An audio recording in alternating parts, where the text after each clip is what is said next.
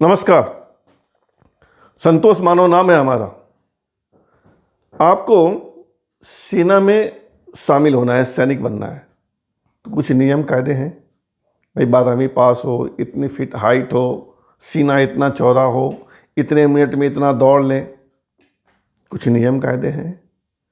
आपको कॉलेज में पढ़ाना है, लेक्चरर बनना है, व्याख्याता बनना है, भाई आप एमए पास होंगे, नेट सेट किया होगा, कुछ नियम है, कुछ कायदा है। आपको प्राध्यापक बनना है, स्कूल में टीचर बनना है, नियम है कि आपने क्या बोलते हैं उसको, बीएड किया है कि नहीं किया है, टेट पास किया है कि नहीं।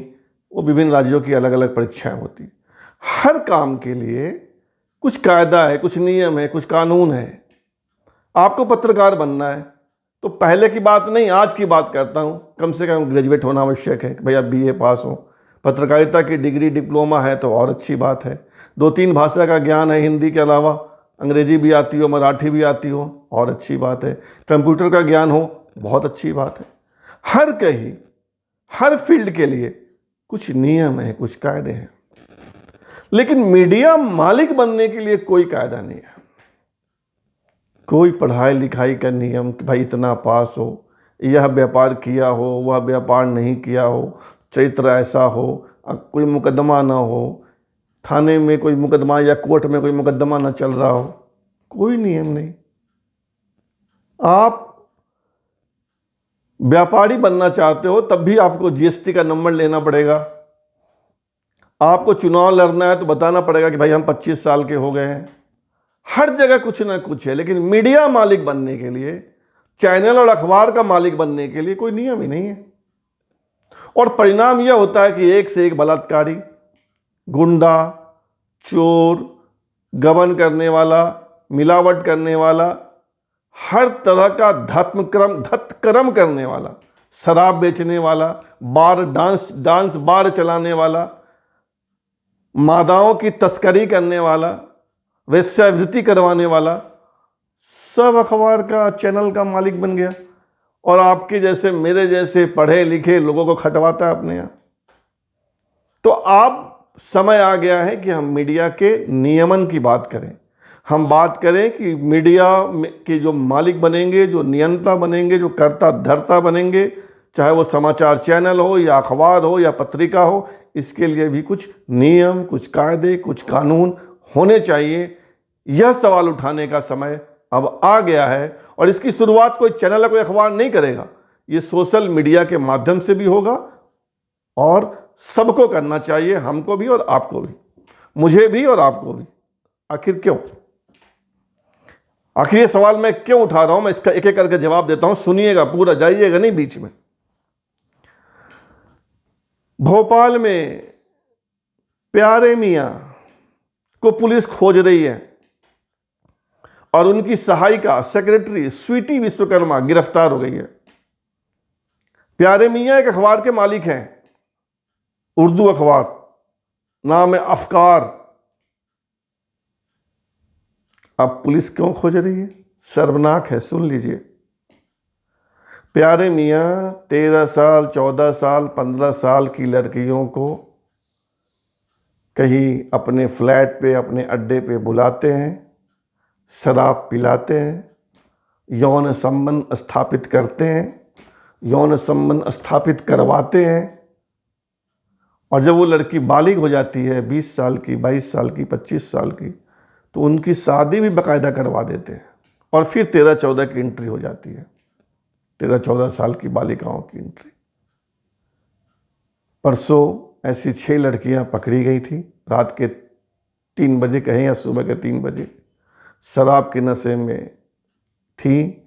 जब पूछताछ हुई, चाइल्ड लाइन में उनको सौंपा गया, चाइल्ड लाइन वालों ने बात की तो प्यारे मियाँ का भांडाफोड़ हुआ। ये चीज़ें लोगों को पता न होंगी शहर में, ऐसा नहीं है, पता तो होगा ही, लेकिन अब भांडा फूट गया। और आज आनंद फानन में मुख्यमंत्री ने कानून व्यवस्था पर मीटिंग बुलाई, मुख्यमंत्री शिवराज सिंह चौहान ने। उस मीटिंग में प्यारे मियाँ की अधिमान्यता कार्ड, एक्रेडिटेशन कार्ड रद्द कर दिया गया। उनको जो सरकारी आवास मिला था वो छीन लिया गया।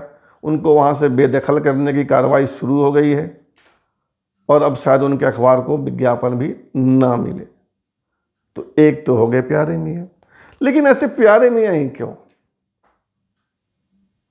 और मैं क्यों नियमन की बात कर रहा हूं कि मीडिया मालिक बनने के नियम बने, सरकार बनाए, हम इसके लिए आवाज उठाएं। एक है इंदौर के गुटखा व्यापारी, गुटखा जिससे कैंसर होता है, किशोर बाधवानी, वो भी अखबार निकालते थे, निकाल भी रहे हैं, चल भी रहा है। दबंग दुनिया 5, 7, 10 जगह से। अब उनको पुलिस ने नहीं, इनकम टैक्स डिपार्टमेंट ने, आयकर विभाग ने गिरफ्तार कर लिया। उन पे 300-400 करोड़ रुपया टैक्स चोरी का आरोप है, गिरफ्तार हैं। रोज अखबारों में खबर छप रही है। आप बताइए, बलात्कारी अखबार मालिक, टैक्स चोर अखबार मालिक, और बड़े बड़े पत्रकार काम करते हैं अखबारों में, बाकायदा नौकरी करते हैं उनकी। जी भाई साहब, जी भाई साहब। और सुनिए, एक है जीतू सोनी, इंदौर के, इनका एक साप्ताहिक अखबार है लोक स्वामी, अच्छा सर्कुलेशन है। ये डांस बार चलाते, डांस बार, वो डांस होने वाला, लड़कियां आती बंगाल से, कोलकाता से। अब डांस बार, शराब, डांस और क्या क्या होता होगा, जमीन हड़पने, जमीन की दलाली, अपहरण, 60 मुकदमे चल रहे हैं उन पे ऊपर। वर्षों से मुकदमे चल रहे थे, किसी ने हाथ नहीं लगाया उनके ऊपर। अभी जब कमलनाथ की सरकार थी तो कार्रवाई हुई, वो फरार हो गए, और पिछले दिनों उन्हें गुजरात के उनके मूल गांव से पकड़ा गया। अब बताइए कैसे कैसे मीडिया मालिक है। फैसला आप कीजिए। मैं वही चीजें बता रहा हूं जो बाकायदा अखबारों में छप रही है, कोई नई बात नहीं है, मेरी कोई सूचना नहीं है, ये सब अखबारों में छप रहा है। एक और अखबार मालिक के बारे में छपा कि वो जो है वो हनी ट्रैप करते हैं, अफसरों को, नेताओं को हनी ट्रैप कर लेते हैं, लड़कियां भेज के उनके चित्र उतार लेते हैं अश्लील, और फिर वो नेता और अफसर को ब्लैकमेल करते हैं। अब बताइए कैसे कैसे अखबार मालिक।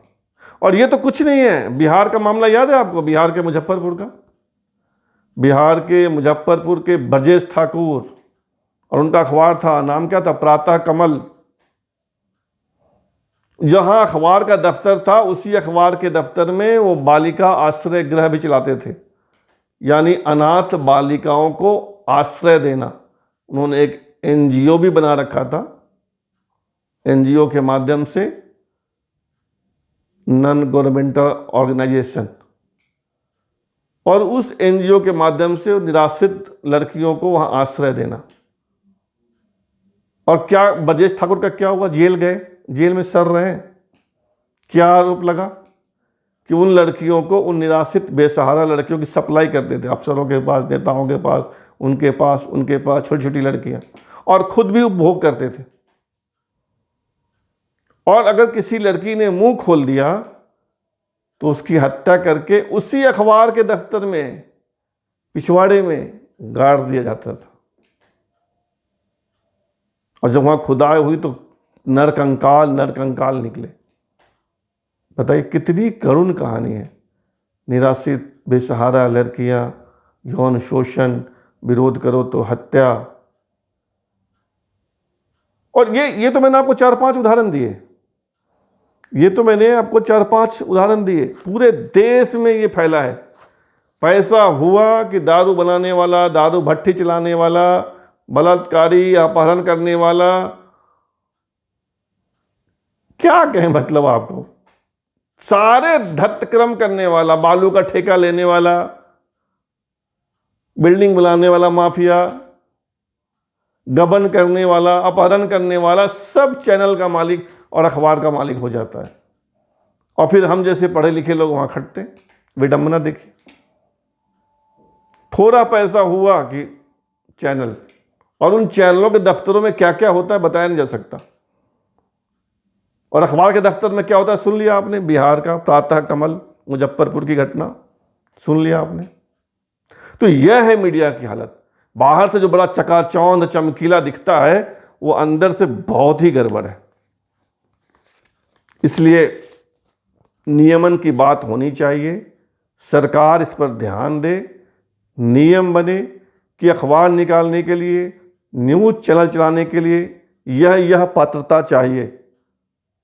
आप इतना पढ़े लिखे हों, आप इस तरह के व्यापार कर पाएंगे, इस तरह के व्यापार नहीं कर पाएंगे, आपके चरित्र पे दाग नहीं हो, आप पे मुकदमा नहीं हो, और अगर हुआ भविष्य में तो आपके ये अधिकार अखबार निकालने का छीन लिया जाएगा। ये बात अब उठनी चाहिए। भोपाल के एक पत्रकार हैं, प्रतिष्ठित पत्रकार हैं, शिव अनुराग पटेरिया, उन्होंने फेसबुक पे आज इस संदर्भ में एक पोस्ट लिखा है कि अब नियमन की बात होनी चाहिए, क्योंकि इंदौर से 2 घटनाएं आ गई, भोपाल से 1-2 घटनाएं आ गई,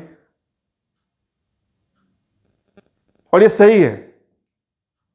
तो सब लोग उठाएं इस बात को, सरकार का ध्यान खुले।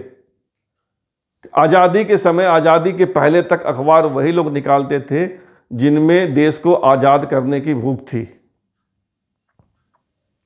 आज़ादी के बाद हथकर्मी लोग आ गए,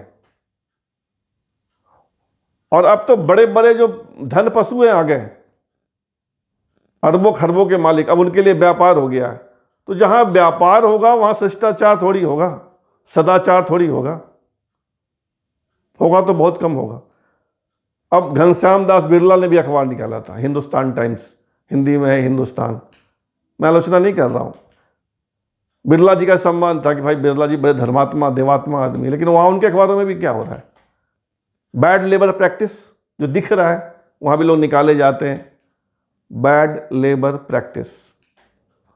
तो नियमन समय की मांग है, और इसके लिए सबको आवाज उठानी चाहिए।